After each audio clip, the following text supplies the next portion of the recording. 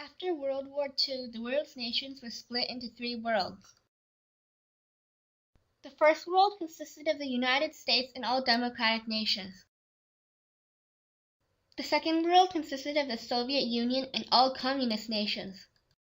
The third world consisted of all non-aligned developing nations.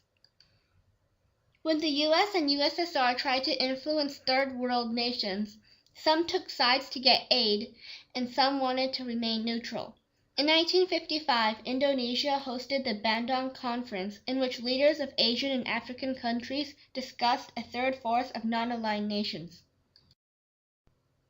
In January 1959, Fulgencio Batista was overthrown by Fidel Castro. Castro improved the economy, literacy, healthcare, and conditions for women.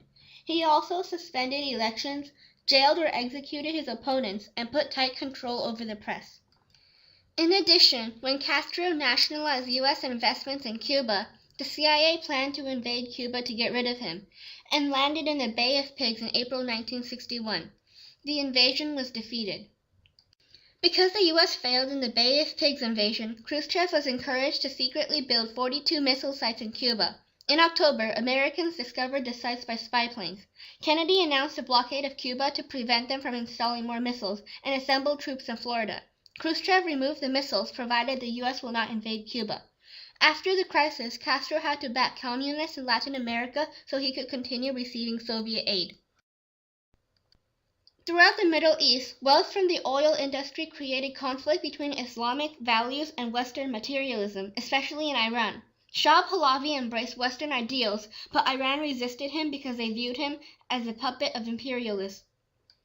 When Pahlavi tried to weaken the influence of religion, Ruhollah Khomeini led Ayatollahs to oppose Pahlavi and Westernization. They wanted Iran to be a republic ruled strictly by Islamic law. Pahlavi soon fled because of riots and opposition, and Khomeini banned Western influence by holding Americans and Iran hostage. He encouraged Muslims in other countries to overthrow their secular governments as well. In 1980, war broke out between Iran and Iraq because Iraq was a secular state.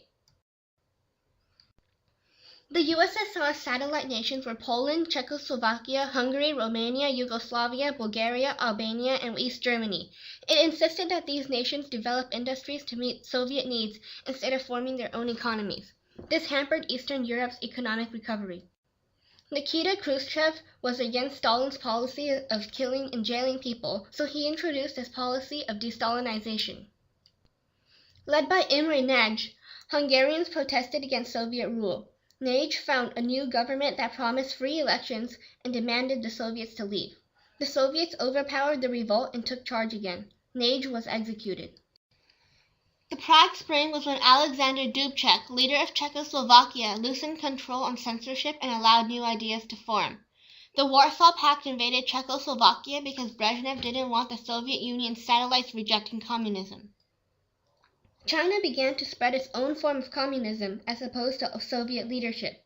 Khrushchev refused to share nuclear secrets with and stopped giving economic aid to the Chinese to punish them. The U.S. backed away from brinkmanship due to crisis and fear of nuclear war. Nixon introduced détente, a policy of reducing Cold War tensions. It grew out of realpolitik. In 1972, Nixon and Brezhnev signed the SALT I Treaty to limit the number of ICBM and submarine-launched missiles each country could have. Soon, 33 other nations signed the Helsinki Accords to commit to détente and cooperation. In 1979, the U.S. Congress refused to ratify the SALT II agreement because the Soviets later invaded Afghanistan. In 1983, Ronald Reagan's Strategic Defense Initiative, or Star Wars, was never put into effect.